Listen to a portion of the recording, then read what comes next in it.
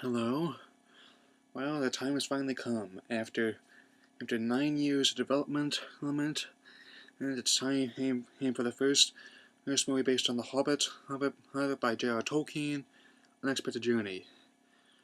First of the trilogy adaptation by Peter Jackson, and definitely was worth the wait. Even though it's not quite as good as Lord of the Rings, Fellowship of the Ring, and for start, it's still a very strong film. Um, so.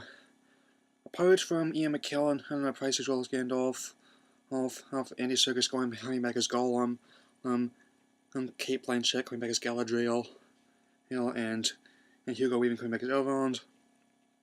There's even a little bit at the opening, being set the whole thing up, where Bilbo with Ian Holmes, Bilbo, and Elijah Wood's Frodo. I mean, they spend about 18 minutes. It's building up the dwarves' kingdoms and how they lost. It's battle to the trolls. All those neat works. And then it transitions to the 60 years in the past. 60 years before the events of Lord of the Rings. And I mean, this adapts the first third of the book to one 166-minute movie. So, this may seem sketchy as it was a short book, but a lot happens in it. And we get the young Bilbo player Martin Freeman. Gandalf comes in, brings Thorin, Balin, Dwalin, Fili, Kili, Bomber, Ori, and Dori. Hey, I mean, that's all the ones I can remember anyway. They even say a rendition of That's What Bilbo Baggins Hates from the original special in 1978.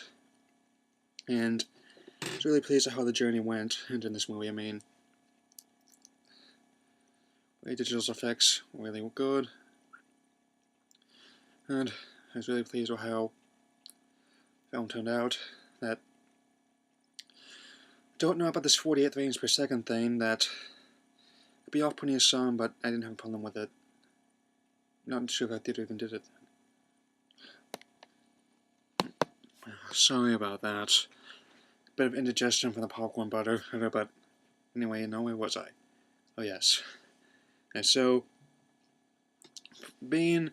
it's 2 hours and 46 minutes long if you do decide to see it, and they definitely like the interplay between the dwarves, and it also expanded on a character called Ran Bondagon, who was only mentioned briefly in the book, but they kind of gives him an ascendant role in this one, so definitely is a creative way of filling in, of helping him fill in the story, and the book is much shorter than Lord of the Rings, and even though a lot does happen in it.